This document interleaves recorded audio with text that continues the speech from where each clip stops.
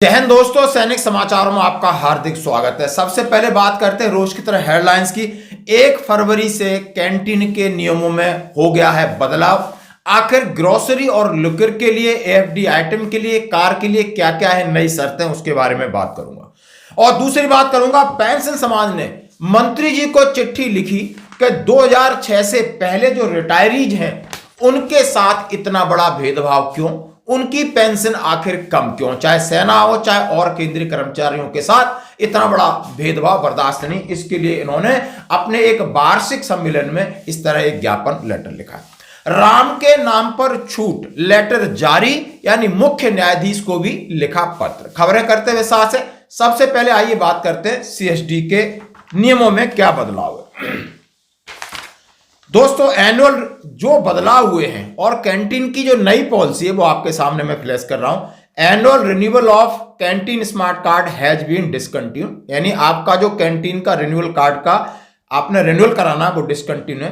Purchase of 1 month entitlement of grocery and liquor in advance has been permitted, यानी आप एक और extra महीने का यदि आप ग्रोसरी लेकर रहते हैं वो परमिशन मिल चुकी है। Limit for purchase of 4 wheeler have been enhance as under, अफसर के लिए जो गाड़ी है वो 20 लाख 15 लाख से 20 लाख हो गई है। जेसीओ की 7 लाख से 10 लाख हो गई है। ओआर की 6 लाख से 8 लाख हो गई। Purchase of EV costing up to RS 5 lakh more than laid down limit has been permitted.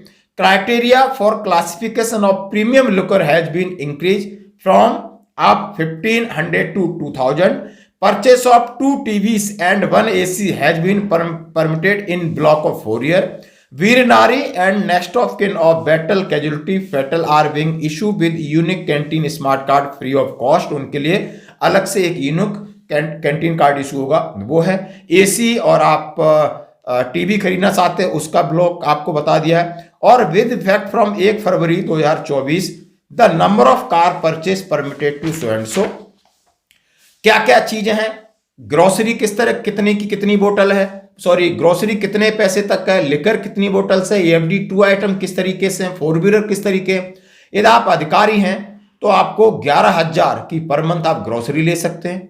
जेशो है तो 8,000 की ग्रोसरी ले सकते हैं। जवान है 5,500 की ग्रोसरी ले सकते हैं। लिक्विड का है आप पे 10 से 14 बोतल अफसर के लिए है, अलग अलग रैंक के हिसाब से। जेसीओ के लिए 6 से 7 बोतल है और ओआर के लिए 4 से 5 बोतल है। एफडी 2 का 1 लाख का अफसर्स के लिए, जेसीओ का 75,000 है और एफडी आइटम है।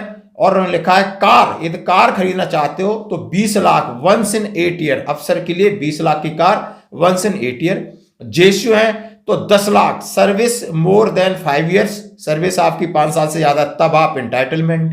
1 इज ओआर, 1 इज जेसीओ और 1 after retirement, 8 year gap each. यदि आप एक ओआर में एक, जेसीओ में एक और उसके बाद रिटायरमेंट के बाद एक, 8 साल का गैप।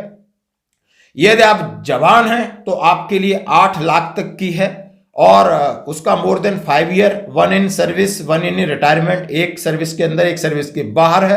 आप एफडी आइटम 55,000 तक खरीद सकते हो, यानी additional 2,500 grocery in liquid card आप खरीद सकते हो। An addition widow next of can only 50% quota of liquid ले सकते हैं।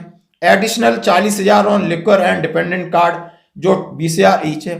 With effect from 1 February 2024 JCO OR including pensioner widow next of के purchase to 5 to 4 car life time respectively, उनके लिए भी अलग कंडीशन दिए। 2 व्हीलर की अलग अलग कंडीशन दिए। White goods AC, TV, refrigerator, washing machine, microwave in 1 in 4 years, 4 in 4 years, अलग अलग इसका ये दिया है। दोस्तों सभी जो न्यूज में आज बता रहा हूं उसके जो पीडीएफ हैं या उसकी आप फोटो है मेरे सैनिक जीवन व्हाट्सएप पेज पर मिल जाएगी। उसका लिंक है, आप जरूर लिंक करके जो नीचे लिखा हुआ है वो आप उसमें हमारे साथ शामिल हो जाइए। एक तो ये फायदा है कि मैं कोई भी लेटर आप रिक्वेस्ट करते हो हर एक को नहीं भेज पाता है। एक टाइम में लोग 2,000 3,000 मुझे रिक्वेस्ट देते हैं। यदि आप उसके साथ जुड़ोगे तो ऑलरेडी मैं उसमें वीडियो डालता हूं या मैं उसमें कोई कंटेंट्स डालता हूं आपके पास ऑटोमेटिक पहुंच जाएंगे। तो इसलिए आपसे रिक्वेस्ट है कि सैनिक जीवन हमारा पेज है, इसका लिंक दिया है, उसको फॉलो करिए। व्यू चैनल देखोगे तो उसमें आपको आप व्हाट्सएप पे दिखोगे और उसमें सारे लेटर हैं, आसानी से आप ले सकते हो। इसलिए हमारे लिए भी आसानी रहेगी और आपके लिए भी आसानी रहेगी, और हम कोई भी इंफॉर्मेशन है उसमें हम डाल सकते हैं। तो ये मेरा व्हाट्सएप पेज है, मैंने अभी शुरू किया है, प्लीज इससे जुड़े।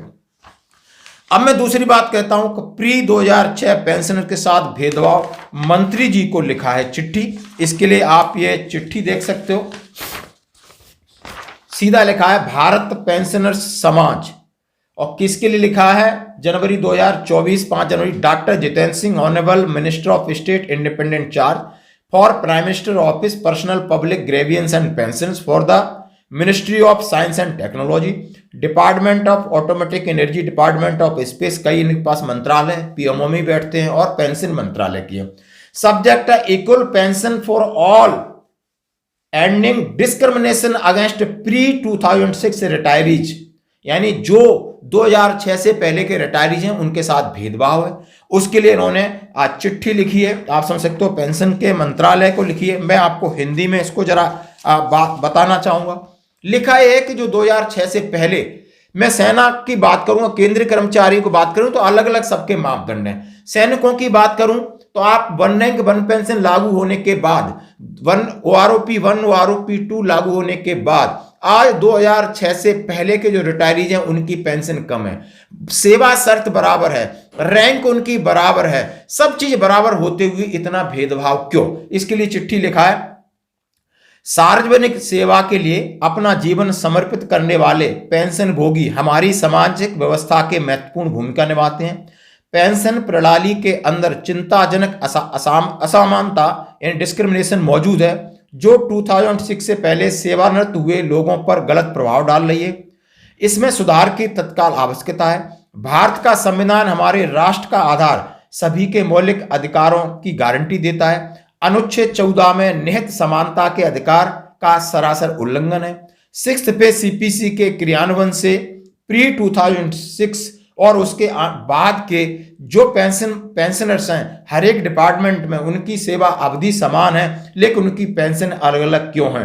क्योंकि एक पेंशनर्स का जीवन उसके पेंशन के ऊपर असर करता है और बुनियादी आवश्यकताओं के लिए अपनी उच्च पेंशन पर अल्प पेंशन पर निर्भर है। पेंशन समाज की 68वीं वार्षिक आम सभा में इस भेदभाव के खिलाफ मैं अपनी आवाज उठा रहा हूं। यह है आपके महेश्वरी जी है, सेक्रेटरी जनरल, उनका ये लेटर है, ये आपकी इसकी पीडीएफ आपको मिल जाएगा, आप आराम से देख सकते हैं, जो कि मैं आपके साथ शेयर की। अब मैं बात कहता हूं राम के नाम पर छूट। हाँ जी दोस्तों, राम के नाम पर छूट है, ये के ऑफिस मेमोरेंडम है, और ये मुख्य न्यायाधीश को भी चिट्ठी लिखी गई है कि सब जगह पूरे कार्यालय आप उस दिन हाफ डे मनाने की बात की है। अब ये हाफ डे आगे तक रहेगा, यानी राम का जो दिन 22 जनवरी के लिए जो लिखा गया है सीधा सीधा कि राम के नाम पर छुट्टी की घोषणा, कर्मचारियों की जो भावना और उनसे अनुरोधों के कारण केंद्रीय सरकार ने 22 जनवरी 2024 को दोपहर 2:30 बजे से यानी छुट्टी घोषित की है। जैसे कि राम मंदिर की प्राण प्रतिष्ठा समारोह के अवसर पर भारत के सभी केंद्रीय सरकारी कार्यालयों में, केंद्रीय संस्थानों पर छुट्टी रहेगी। और जो जितने एडवोकेट संघ है, बार बेंच है, उन्होंने मुख्य न्यायाधीश को चिट्ठी लिखी, आप पढ़ सकते हो। इसका ऑफिस मेमोरेंडम मैं आपके साथ शेयर कर रहा हूं, उसमें सीधा सीधा लेटर जारी हो गया है। Government of India, ministry of personnel and public grievances pension, department of personnel training, office memorandum है, और ये 18 जनवरी 2024 को निकला है। Half day closing till 2:30 PM of central government office, central institute and central industrial establishment on 22 जनवरी 2024।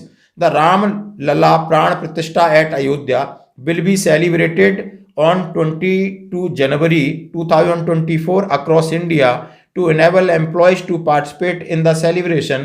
It has been decided that all central government office, central institute and central industrial establishment throughout of India will be closed half day till 1430 hours on 22 January 2024. All ministries, department of government of India may be bring above decision to the notice to all concerned. All ministry, department of government of India, UPSC, civil chief secretary, all attached, सबके लिए ये पत्र office memorandum भेज दिया है कि आप छुट्टी है, रामलला की प्राण प्रतिष्ठा है, उस दिन आप सरकारी कर्मचारी इंस्टीट्यूट सारे हाफ डे के लिए बंद रहेंगे। तो दोस्तों ये थी आज की खबरें।